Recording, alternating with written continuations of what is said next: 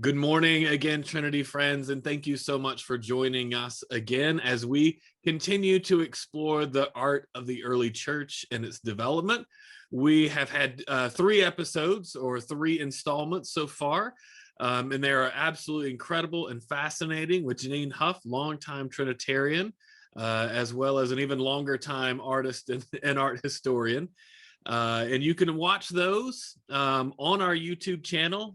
They're on demand, so you can always watch them to kind of catch you up to where we are today, which is the Western Empire. So we're entering a new era, right, Janine? This is new territory.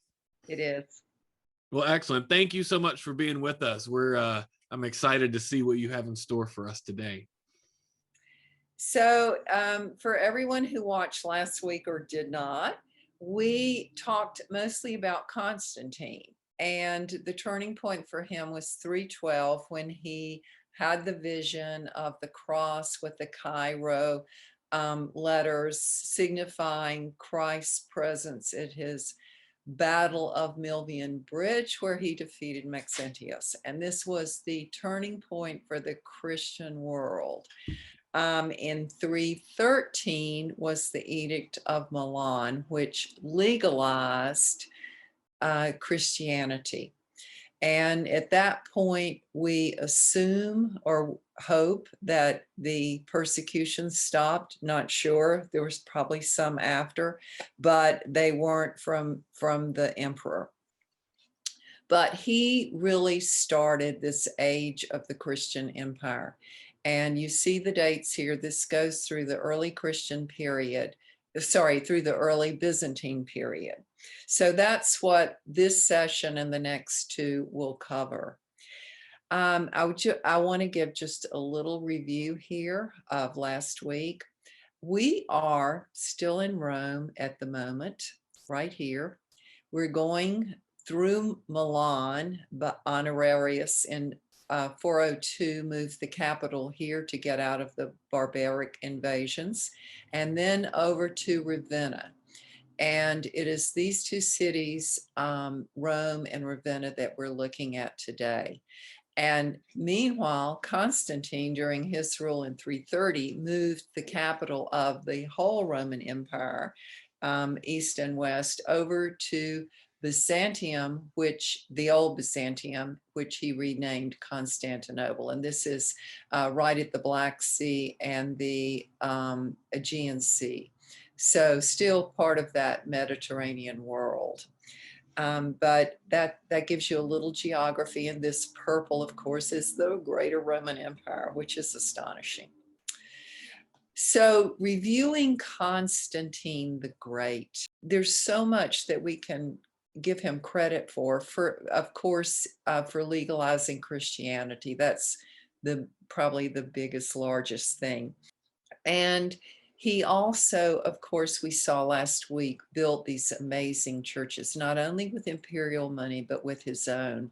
He and his mother, Helena, both of them contributed to the Church of the Nativity in Jerusalem, and he pretty much single-handedly with the Church of the Basilica of St. Peter's in Rome, which was the first building he built, and then the Church of the Holy Sepulchre in Jerusalem. And we learned from this original Church of St. Peter's, we learned that this was the source of our basilica style. A huge long nave in the center that ended in an apse with an altar and sometimes a triumphal arch and side aisles. The St. Peter's had five aisles, the center nave and 2 on either side. A lot of basilica churches, such as Trinity, have 3. So, but that was the source of it. 4th major thing that Constantine did was his church councils. The first one being the Edict of Milan, then the Council of the Lateran, and then the Nicene Council. Anyway, let's go look at the art for a minute, because we're going to see this travel with us today. I'm going back to the Arch of Constantine for just a second. This was built, as you can see, it started immediately after his capture of and murder of Maxentius and his big battle. In 3 years it was built. It's enormous. It's really near the Colosseum. And it was one of the reasons it could be built in 3 years is that most of it was stolen, or the sculptures. They were stolen from 3 different previous emperors, 3 of the what are considered the 5 good emperors of the Roman Empire. And the 3 that they stole from were Trajan, Marcus Aurelius, and Hadrian. And these all had very, very beautiful classically carved figures and stories from the pagan world and from the escapades of these emperors on their monuments. These rondelles are from Hadrian's. The one on the left is a bear hunt, and only the aristocratic elite were allowed to hunt and or hunt bears. And on the right is Hadrian giving an offering to the goddess of the hunt, Diana. And what I want you to notice here is the elegance of these figures. The contrapposto, we've talked about that. The weight shift on one side, the beautiful, elegant Roman togas, the elegant proportions, the twist, the tilt of the head, all of these things are examples of classical sculpture. I also want you to start noticing the feet. The most important person will always have 1 foot closer to us than the rest of the figures. So that's a little bit of a clue as we move along here. It's going to show up through the rest of my talks. It's just an interesting little aside, a way of showing power. I want you to look at the bottom frieze. There's 6 of these friezes that are the only narrative that is historical, meaning timely and referencing Constantine in this entire arch. And this is part of the capture of Verona, which is one of his battles before Milvian Bridge. But look at the figures. A lot of this is damaged and compressed and bad photography or lighting and hard to see, but look at this. I call them squat. A lot of, you hear the word dwarf-like, miniature. They're like little people. They're little signs of little people, but they're not little people. They're not children. They're adults, and they're soldiers, and they're members of his army and of the populace of Rome. But look at the contrast here, and we're going to talk about why in just a minute. So here is the best preserved of the friezes. It's the oratorio. It's the ending frieze when he is emperor. This is Constantine, and his head was removed by someone or something or some army at some point. We don't really know when. He is addressing the Senate and the populace. And let's just take a quick scan of this. You'll notice that we're in miniature scale here. These figures they look squashed to me, way too short. They have no necks. They are crammed in. They're, for the most part, in the same dress, in the same poses, repetitive poses. There's some gesturing, however, tilts of the head, a few amazed faces, but pretty much generic, as are the figures at the top. Some bearded, some not. And it's important to also look at what we call head clusters. These figures have no body. There's no room. This is unlike the Hadrian sculptures, this is called high relief. These are low relief. They are not released from the stone block in the same way and from the marble. And so we look at these head clusters. They're a shorthand for showing a lot of people or a great crowd. So you'll see that again used a lot in early Christian art.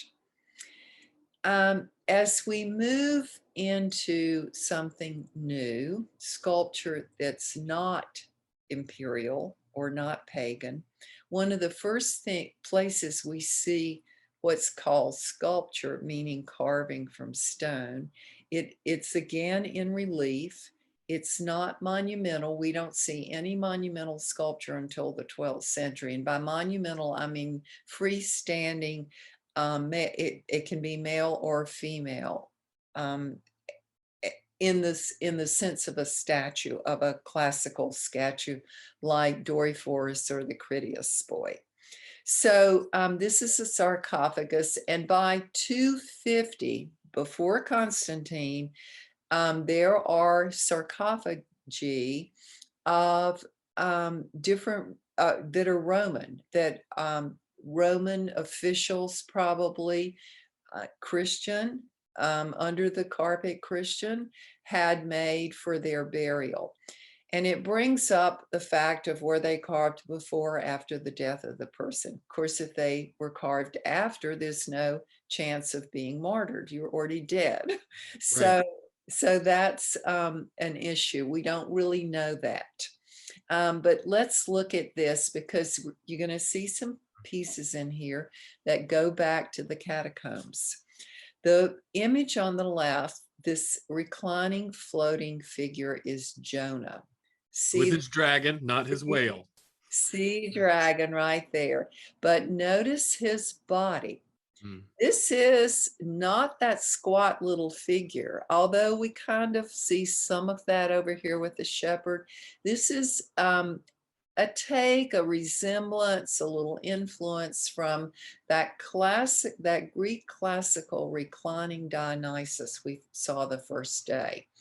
And then we see an orant, a worshiper, praise and worship woman with raised hands.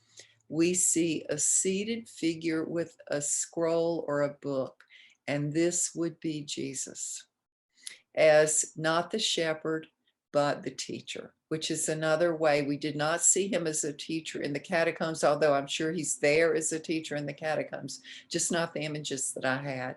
But this would be Christ. And look at his scale, hieratic scale. Impossible that he could stand up. The larger, most important figure in the sarcophagus. And here is the shepherd, also meant to represent Jesus or Christ. And this is a little covered up here. This is a baptism. This is, of course, the baptism was incredibly important to the early Christians. Let's look at one more. This is almost 100 years later. And Junius Bassus was a Roman perfect.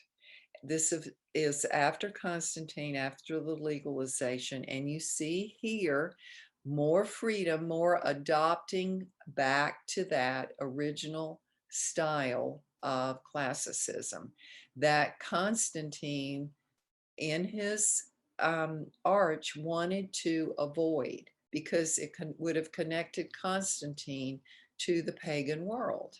And yet once Christianity's legalized, the artists had more freedom to portray. And this is still not totally classical in any sense, but it resembles it more. So let's look at these different, 10 different scenes. They're really 9 because these two go together. The first one is, and this is Old and New Testament mixed. The first one is the sacrifice of Isaac. And this is Peter being arrested. Christ between Peter and Paul, and this is Christ being led before Pilate. Starting at the bottom, we have the suffering of Job, Adam and Eve, that's very obvious, the entry into Jerusalem, and this is Daniel in the lion's den. We've seen Daniel before, and this is Paul being led to martyrdom. So a lot of the Christian world is covered here. in this beautiful. Junius Bassus, what died at age 42, by the way, and we assume this was done after. It's just so complicated. Take a look at this, but we're going then try to forget it, because this is such an amazingly significant building, but we're having to look at its 1700s facade. And this is nothing resembling the original church built in 432. In 431, there was the Council of Ephesus. And this is where it was declared that Mary was the mother of God. At this point, the veneration of the Virgin Mary became enormous. And within 1 year, the Roman Empire, now keep in mind that the empire capital had already been moved through Milan to Ravenna, the Western Empire. And and this is under barbaric invasion, Rome right now. This is its worst, absolutely worst period, starting in the late 300s. And yet this church was built, and you're going to be amazed. So forget that you saw this facade. I have nothing else to show you because the original isn't here. All of this is added, this in the 13th, 14th century, these side wings and the campanile, and this whole elaborate facade is Baroque. This is the original interior, with the exception of the baldacchino and the arch, which has been redone to some extent. These are the original Ionic columns, the original entablature, the original mosaics, the original gold leaf, the original coffered ceiling, the original stories of Mary, the Virgin Mary, and of the early life of Jesus over and around the Triumphal Arch. Initially, there was an image of Mary at the altar or under the apse. So Santa Maria Maggiore, this is Saint Mary Major. This is the first church dedicated to the Virgin Mary ever. It is the largest Marian church in Rome, and it is also a papal basilica. So it is of extreme importance. So take a look at the glory of this. And I want to point out the architecture.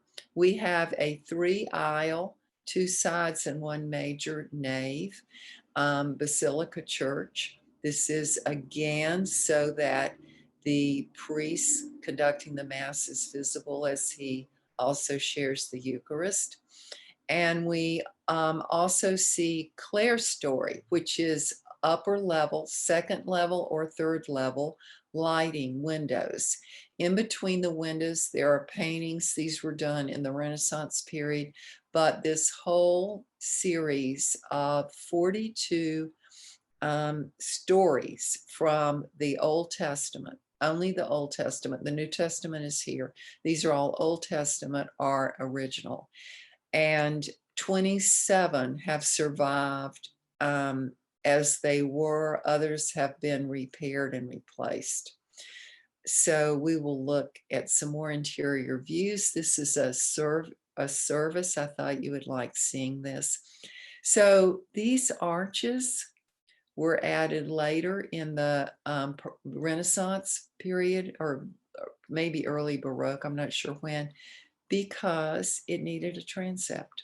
I was about to say, to give it the impression of the transept. This is our transept, and you'll see it in the new plan in just a minute. But this gives you a deeper view of the apse, of this triumphal arch going into the apse. It's just exquisite. It's incredible that all of that survived as it did. I know. And in the Barbie, I mean, there's so many times it could have been destroyed. Coffered ceiling, gold, as you saw. And here's a little better view of the side. You can see the Ionic columns. These, of course, are spolia. They were taken from other classical buildings and moved here. And this is old entablature. I don't mean to, I mean old style from the Greek temples, but it was part of the church when it was built. You see the dental mole, and this would have been in a Greek temple, a frieze. But it's gold patterning here, vegetal leafy patterning. Here's some more views. This is what we're going to look at, these mosaics from the Old Testament. And these, as you can tell, are Renaissance and even Baroque and Rococo paintings. But you see your beautiful lamb's horn. I always refer to them as that Ionic columns.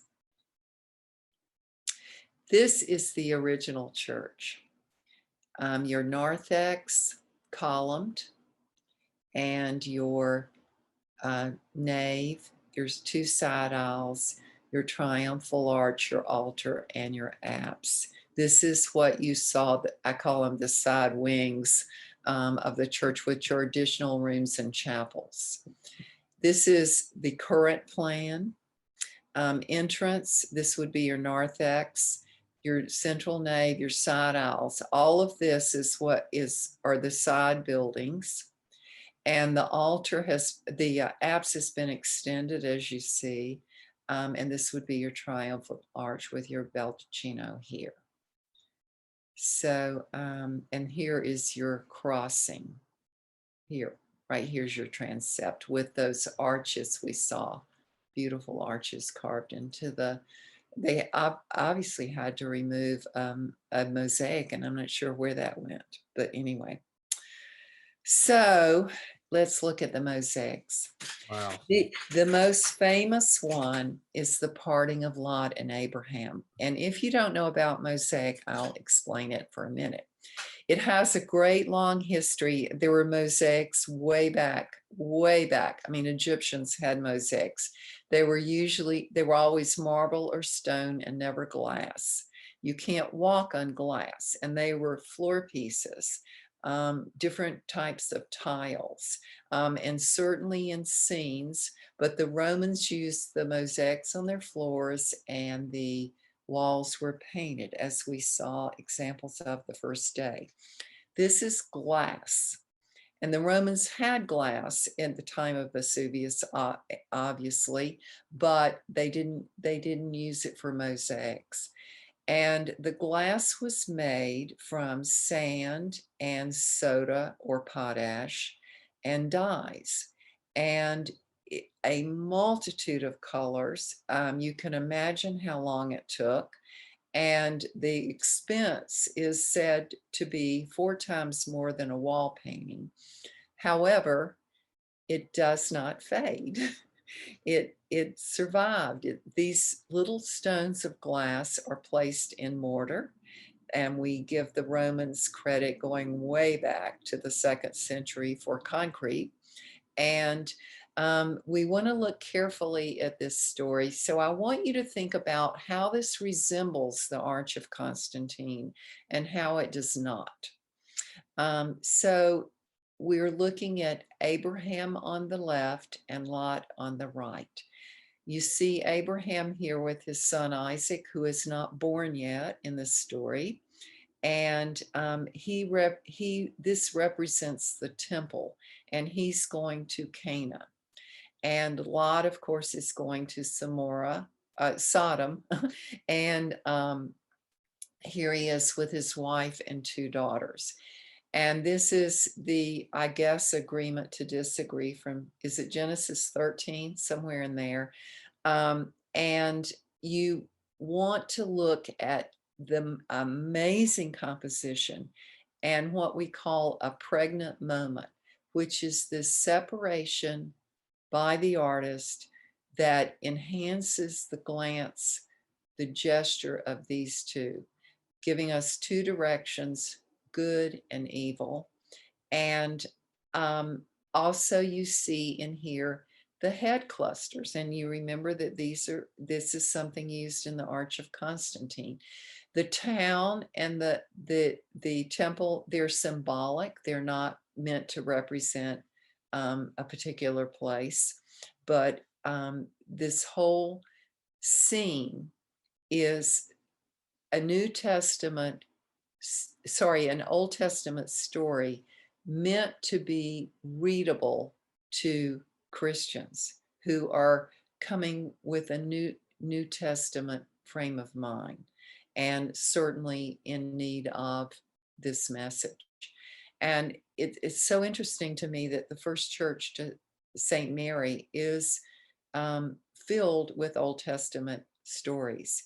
So we talked about prefiguration, the use of an Old Testament story to tell a New Testament message. And we see that with Daniel, we see that with Jonah, we see that just constantly in these Old Testament stories.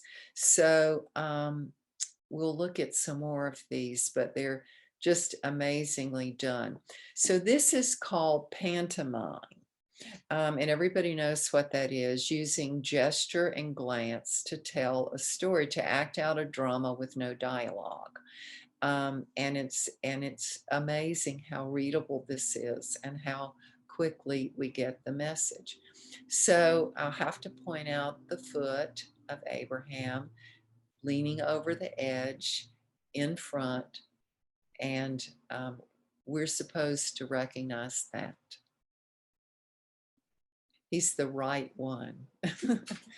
So just a couple more I want to go through. Some are double register, and they are so complicated, and I don't even know. I mean, I'd have to read what this is about to know what it was about. But hopefully early Christians did. And imagine how satisfying and welcoming this all was at the time of barbarian invasion. How probably it just was like a wonderful relief to Christians to see all of this and this glory of light hitting these glass pieces and bouncing off. And, the gold leaf was put in when the glass was melting or hot. And adhered in it, and they would paint red behind it to make the gold warmer. And there were all kinds of tricks That's in fascinating. illusionism, yes. But they're just in amazing scenes. So you see the angel appearing to Jonah in the first one, and Rahab helps the spies descend from the walls of Jericho in the bottom one. And this one is Rachel returning from the fields to report the visit of Abraham to her father. And we can probably count the sheep here. I don't think I have. There may be 12. 1, 2. Anyway, I won't go through that yet. And then this amazing crossing of the Red Sea, the complication here. And look at the drowning Egyptians with their drowning horses. And here, of course, is Moses. I'm not all sure. their floating shields of the Yes, people who are already at the bottom. It's just incredible, the complication. I can't imagine that this is being done elevated on scaffolding with somebody handing you little bitty pieces of color that are sharp. Just And the detail of the Egyptian warriors there on the right hand I side, know, just and kind of these the head depth and clusters. stacking of them is just incredible. It is incredible. They're so amazing, and it's just breathtaking. And this is nothing like it would look in person with the light from those windows on it. Just Yeah, let's hurry up and get international travel back. yeah. Now we all want to go see this. Thanks, Janine. And this is one of my favorites. This is the hospitality of Abraham. This, of course, is It's one of my favorite stories too. arrival of his 3 angelic visitors who he welcomes, and he tells Sarah, put the cakes on, get with it, serve our guests, which she does. And of course, here they are again. So this is again prefiguration. The early Christians would have looked at this and they would have noticed this oval shield around the central figure here. So if this tells us that this is God, who are these? Right. So this is how the Trinity was The often depicted. Trinity. Yeah. We actually have an icon of the Trinity, one of the famous icons that we think of as the Trinity, up at Trinity next to the candle, next to the votive stand. And the three figures are extracted from a larger image of the hospitality of Abraham. Okay. It's And I'm just sure fascinating. there are a zillion of these Mhm. mosaics in different churches, but Yep. this would be the oldest. Yeah. Oh, of course, of course. And this is the oldest cycle of Mm, Christian mosaic in that we know of. that's wonderful. Yeah. And here's the detail. You can see a lot more about the placement of the pieces. And in the Abraham's parting with Lot, um, but on both togas or robes or there was a symbol, and I can't make it out. It appears to be some sort of initial. It's different on the other two robes, but I don't know what this means, and I know David's going to ask me. And I don't know. I tried to find it. I couldn't find it anywhere. But you can see close up that, there's no particular order or pattern to these, but look at the shading. This is just remarkable. The folds in the garments and the expression on the faces, the look in the eyes, the gesture. We know what's happening here.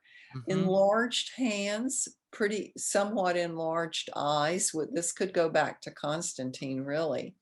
But look at the background. Isn't Wow. that just amazing? The difference in the building and the landscape. Yeah, it's just stunning. It really is. I love the cakes. The cakes are just The love 'em. cakes, and look at her beautiful Mhm. orange. I mean, Right. everything was meant to show up and to be readable. This was the quickest way to get the message Right. was in imagery. Right. And this is not a time where the masses had the scriptures readily available to read. Uh, Right. so And or this could was read. right, exactly. So Yeah, this is catechism. yeah. This is how people learn the story of salvation. Yeah, for the most part, they were probably read too. Yeah, by the priest. Yeah. Right. So I'm showing you now the Triumphal Arch details. And this, remember, is the story of the life of Mary and the church being dedicated to her and the early life of Jesus. So this is a representation of the walled city of Jerusalem and these 6 lamps. And look at the detail in the arch.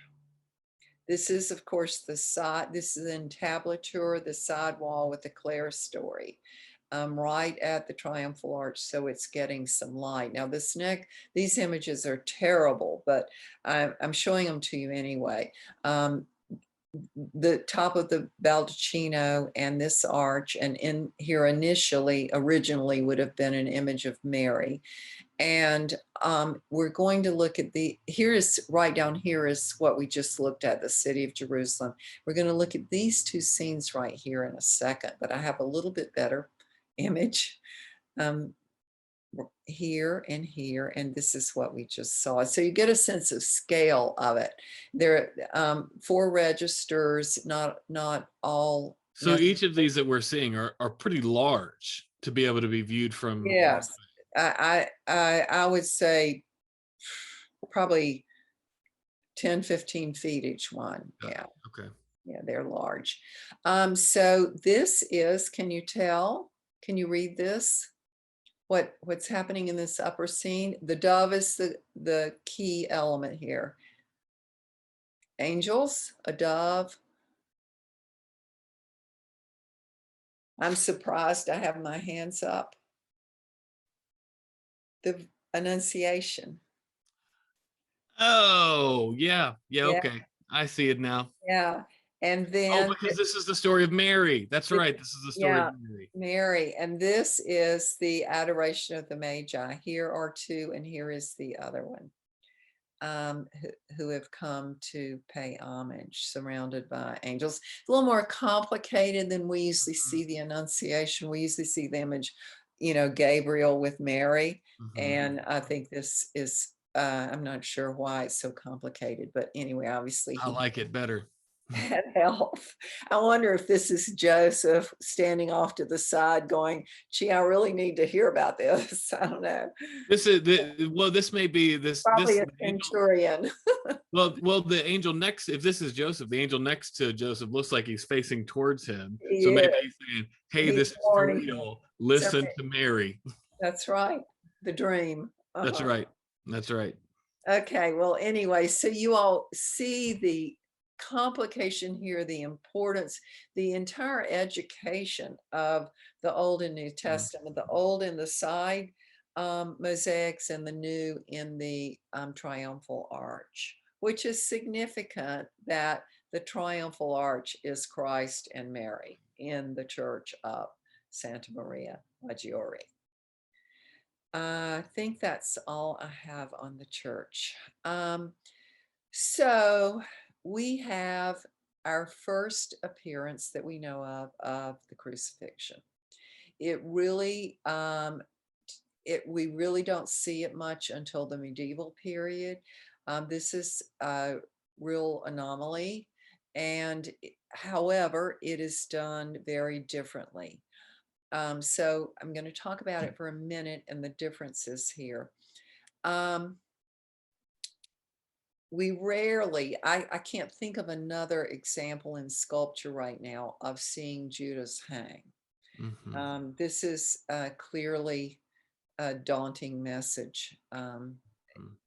We see Christ as a non-suffering Christ who has risen above pain and death.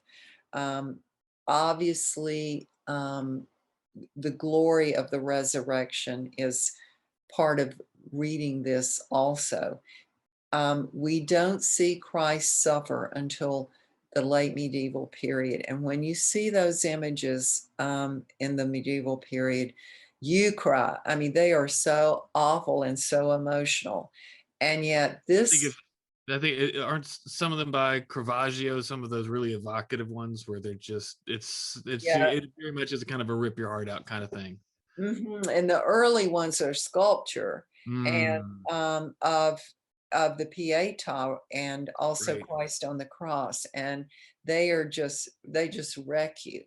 right. But this is a weightless, really, if we want to say that. I mean, he's standing on some sort of support and appears to be posed. I want to use that word. It's probably not fair, but notice how short and compact he is.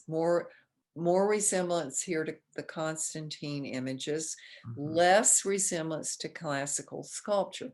So this brings up the graven image issue.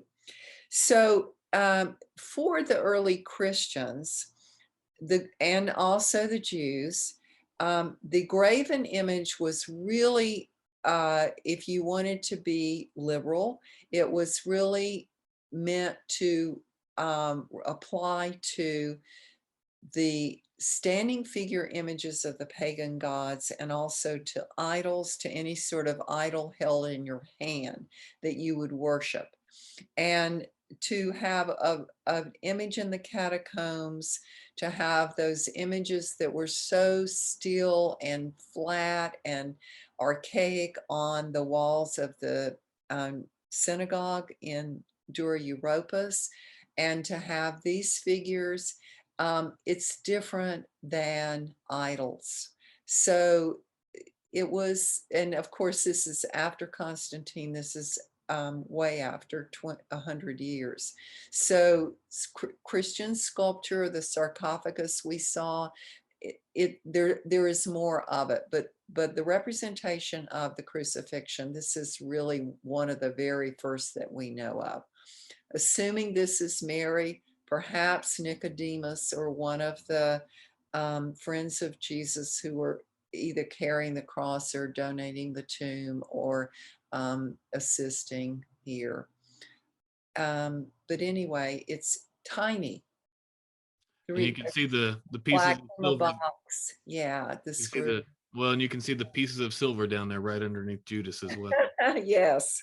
Uh-huh. It's It, a it's a very it's a very haunting scene because it you is. see, yeah, I mean, unlike you, like you're saying, you don't see Jesus suffering, but you actually do see Judas suffering. So like the suffering, where the suffering happens in this image is Mhm. really quite fascinating, almost disturbing. Also, it occurred to me that one reason the faces may be so enlarged is the heads is to show the expression, be able to show more detail in the faces because Mary is clearly in grief. And I think that's, significant. I notice the feet, this figure. I want to think this is Nicodemus, but I don't know. So, okay, we are moving away from Rome. Um, just keep in mind that Rome is under so much barbaric invasion at this point. I mean, they don't know what's happening. It's just constant tribes, whether Vandals or Huns or Franks or Gaul. I mean, they're coming from all directions, and particularly from Asia Minor. Okay, so we're here in Rome, and the Honorius in 402, before the building of Santa Maria, moved the capital, the western capital, to Milan, and then to Ravenna. Here is Venice, right here. I don't know why it's not marked on here, but anyway, we're going right here, and you can see that this is a port city, and we'll talk about that more in the next session, and the importance of Ravenna. Smallish town, 80 miles southwest of Venice. And it was heavily bombed in World War II, and a lot survived, however. So the first thing we're going to look at is the mausoleum. We're back to, and remember, we've seen one mausoleum to Santa Costanza, Constantine's daughter, in Rome, and we're seeing now this one in Ravenna. And we're going to look at the outside for a minute. This is the same period as the building of the Church of Santa Maria Maggiore. And you see, this is clearly Roman architecture in Ravenna, with these barreled arches as pattern here. We see this is a central plan church, which we'll see the plan of in a minute. Pediments this is from Greek and also Roman temples. Brick, which was the typical use, the typical out exterior structure used at this period. And this is unadorned, as we saw in not only St. Peter's, but also in Santa Costanza. And this campanile would have been added later. The difference here is that we had a round dome of Santa Costanza with clerestory all around. And on this one, we have a tower. And there is a dome inside. There's a dome over each of these arms, called arms of the church. And I want you to notice the windows. We consider this small, but these are the largest, the four on the tower. And look at the tiny windows here. That's it. Okay. The inside is dark. So looking at this plan, this is a complicated plan. This is the simple plan, but this one is accurate. So, but I like this one because it shows the windows.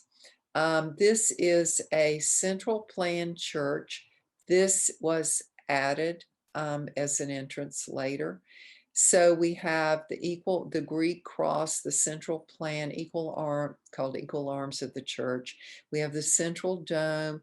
Each section, each arm has a barrel vault, a barrel arch over it, and we're going to see those, and they're just amazing.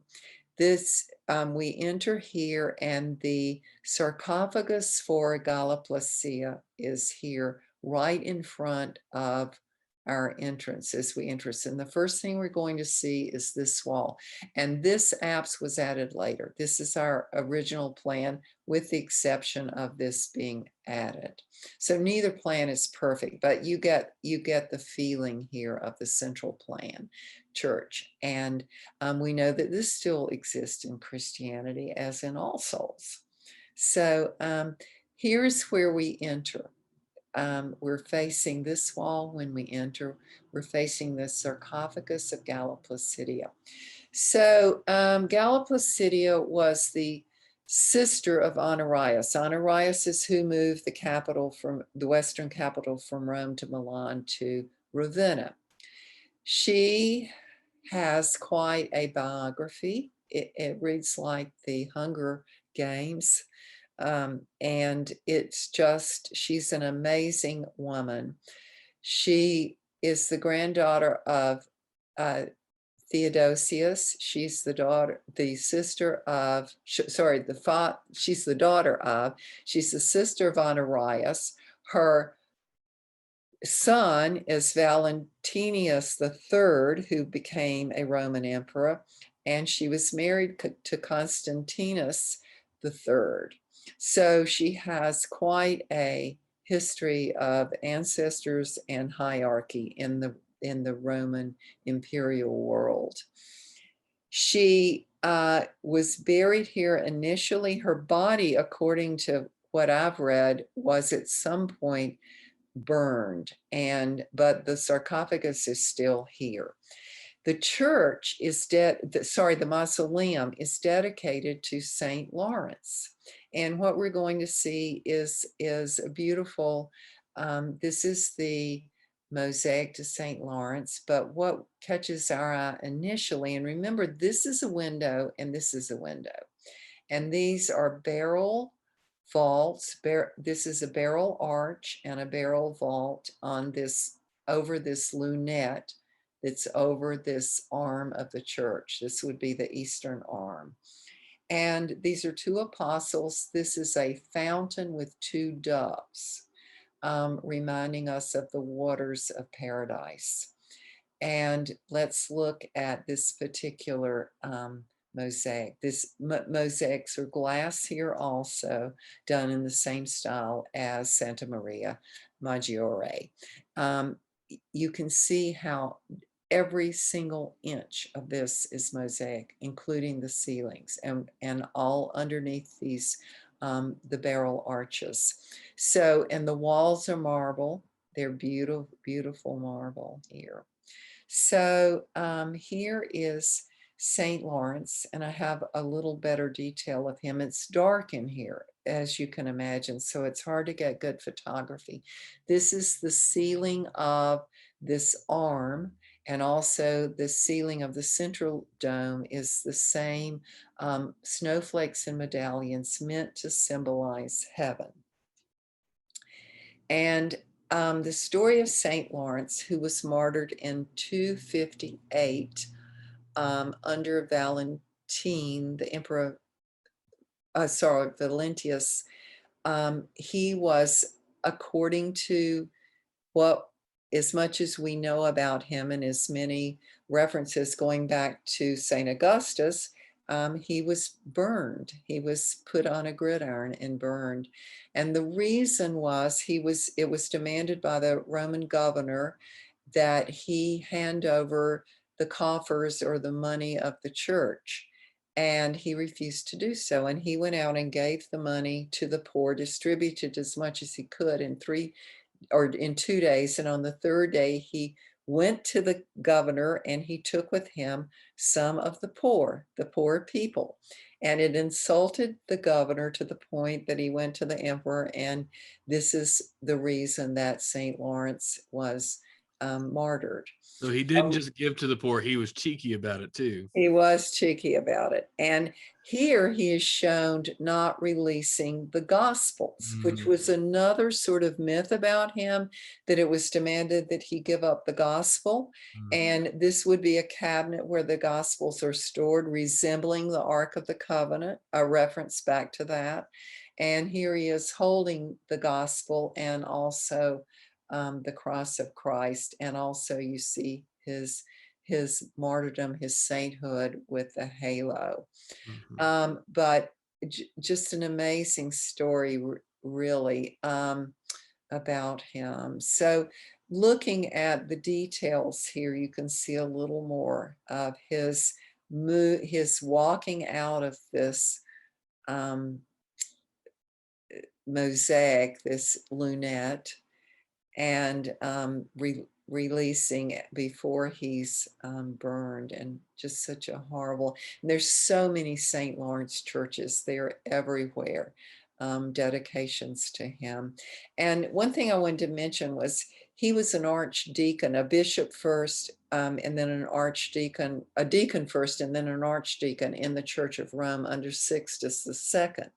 And Sixtus was one of the good popes who was one of the great teachers in the early Catholic Church.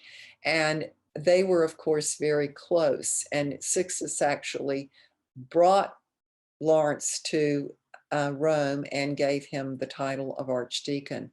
And Sixtus was also ordered to be executed. He was beheaded while he was giving a liturgy at the catacomb of St. Callistus, which we looked at last week. So lots of references in history here with St. Lawrence. So details, if you can imagine keeping track of this meander, it's just an incredible. And It this looks is, like an MC Escher drawing to me. I know, it's just so, it's mind-boggling. I Yeah, can't that's even keep beautiful. up. It's a labyrinth, really.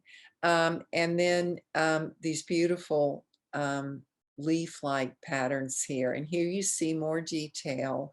This would be the barrel arch going over the arm. This is under the arm. This is the higher center that we really can't see for the lighting yet. So every single barrel arch has this detailing inside of it. So we're going to look at the mosaic over the entrance. This would be to our back as we come in. And we see here this would be the sky over this arch, a little better color here, same detailing of these leaf patterns. So I have this image that's lighter and better thanks to somebody's better photography. So we see the story again of the Good Shepherd. However, look at the differences. So the Good Shepherd, first of all, is seated. Mhm. Secondly, he is in gold and purple, colors of royalty, of imperialism, of divinity. He is haloed. He is holding the cross of Christ. And he is not carrying a sheep, he is feeding a sheep.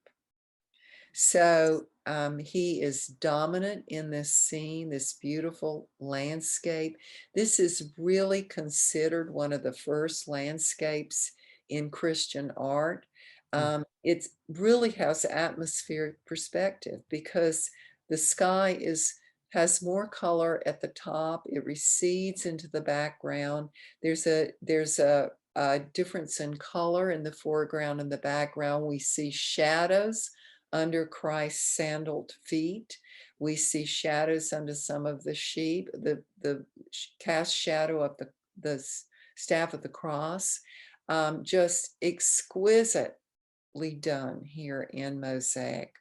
And this Christ has authority. He is in charge of his kingdom.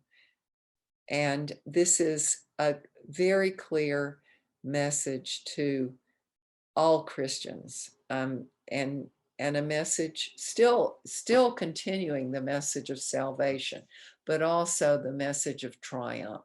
Mhm. So this is probably one of the most famous of all Mm. Christian mosaics. I tried to count these. There are actually 13. I was trying to make some symbolism here. I'm not sure if they're some sort of stand or tree trunk, or I wasn't sure, maybe a rock wall supported. I don't know exactly what. It's interesting though. but there are 13. So anyway, but look at this. Look at the pattern here. The direction as it turns and the centering on Christ. I mean, it's interesting to go back to that initial image of Christ the Good Shepherd that you showed us from the catacombs. That's right. And Just barely a sketch. transformation, just such Yeah. a transformation, and in how people were seeing Christ, both in their heads and in their art. And I mean, how we see things directly informs how we believe and think about things. So it's fascinating to think about how much changes in 200 years, 300 years. Yeah, well, yeah. And notice the 3 sheep again. We could make this into symbolism of the Trinity, 3 on each side. So just going back to one other turn of history, a date of history, 391 was when Theodosius I declared Christianity the official religion, and he banned the worship of pagan idols and also closed the Olympic Games. So that also has a lot to do with Christian imagery, and is an important turn along with Constantine. So Constantine legalized it, and Theodosius I made it official. The sky, the medallions, and the snowflakes. You know, they could have just done a blue stuccoed sky, and they didn't. I mean, imagine keeping track of this. I mean, just the layout is incredible. And you're doing it from the floor and scaffolding. And probably like Michelangelo on your back, although we don't know that that part's true. So anyway, and Galloplacidia had her own coins. And this is the front and the back.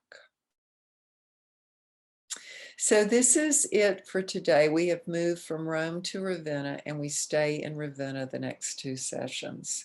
And Ravenna is, for me, the highlight. So. Well, if that's the highlight, and we haven't even been on the highlights yet, I'm excited for next week. So thank you so much, Janine. Thank you so much. This is, again, so fascinating, so wonderful, such a new way to look at our history as a people and as a faith. So thank you. And y'all come back next week, because Janine says we're hitting the highlights next week. So that's exciting. The glory. Exciting. All right, y'all. Thank you so much, and we'll see y'all next week.